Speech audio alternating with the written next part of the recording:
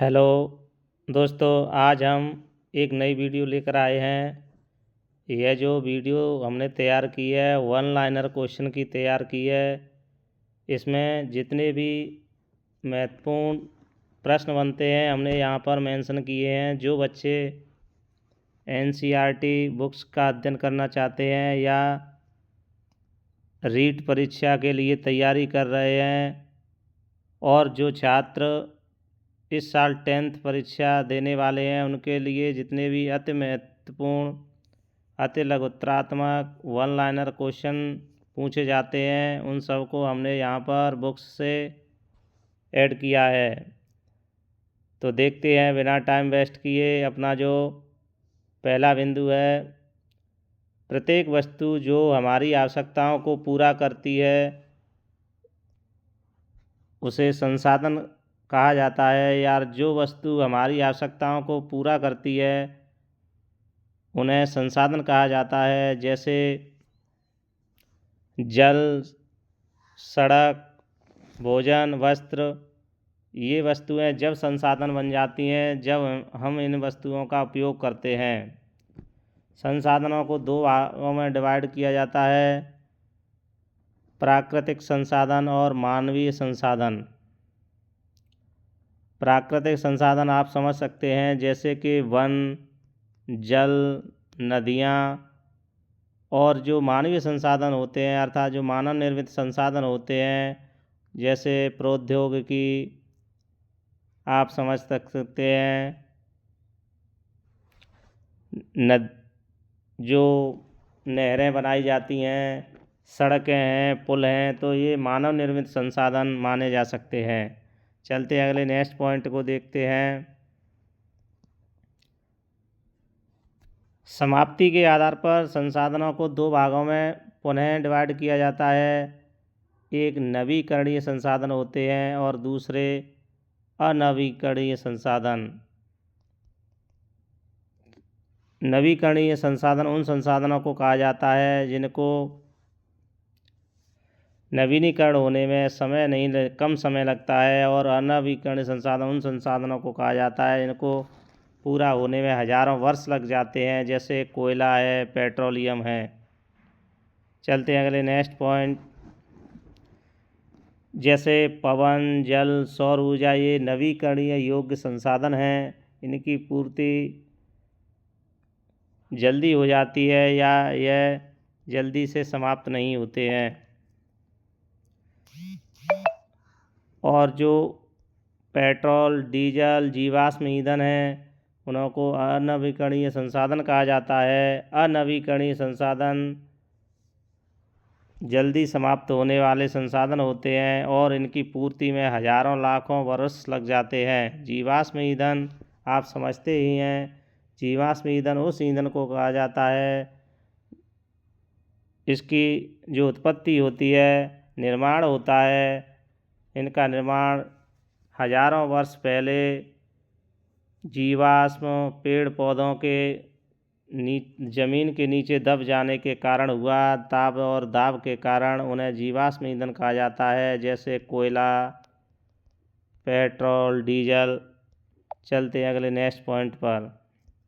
उत्पत्ति के आधार पर संसाधनों को हम दो भागों में डिवाइड करते हैं, तो हमें अलग अलग ध्यान में रखना है कि जो क्वेश्चन पूछा जा रहा है वह किस आधार पर पूछा जा रहा है।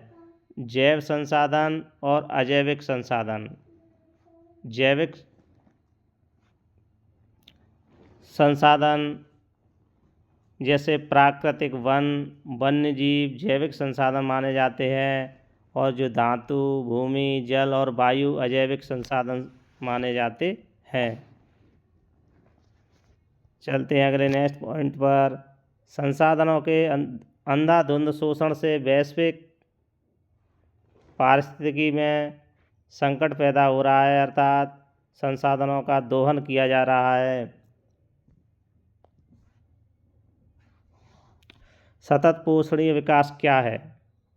संसाधनों का हम उपयोग इस तरह करें या प्राकृतिक पदार्थों को बिना नुकसान पहुंचाए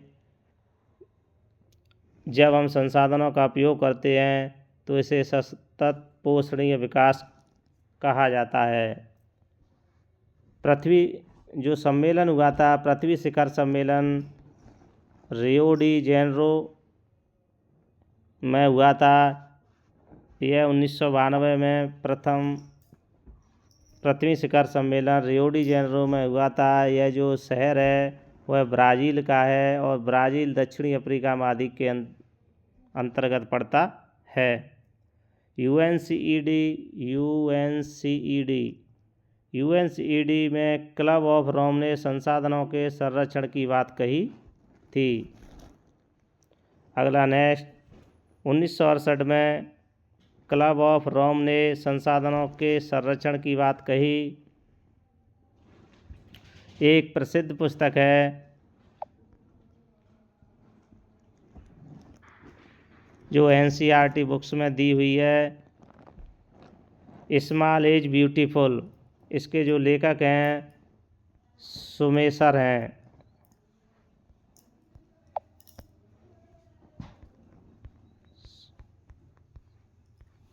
इन्होंने यह पुस्तक 1974 में लिखी थी।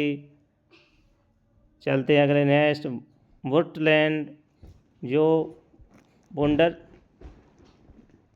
वुड्सलैंड आयोग रिपोर्ट में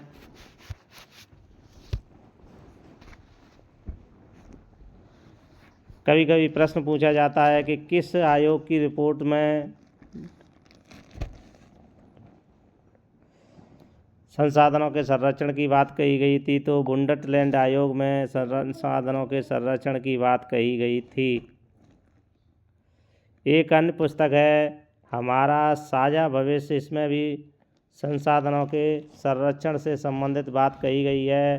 भारत के क्षेत्रफल को हम मुख्यतः 3 भागों में विभाजित करते हैं। इसका जो 43% भाग मैदानी है और 30% भाग पर्वतीय माना जाता है, और जो 27% भाग है भारत का वह पठारी है। पठारी क्षेत्र में अधिकतर खनिज संसाधन और जीवाश्म ईंधनों से समृद्ध होते हैं।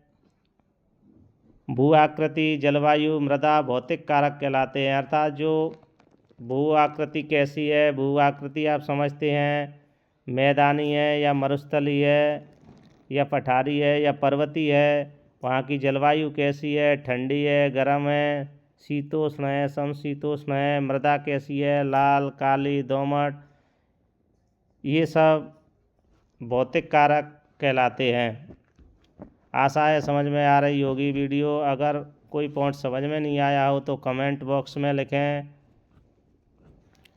द्वारा समझाने की कोशिश करेंगे। ऐसे ही वीडियो लेटेस्ट प्राप्त करने के लिए चैनल से जुड़ें, सब्सक्राइब करें, जिससे कि आपको सबसे पहले वीडियो प्राप्त हो सके।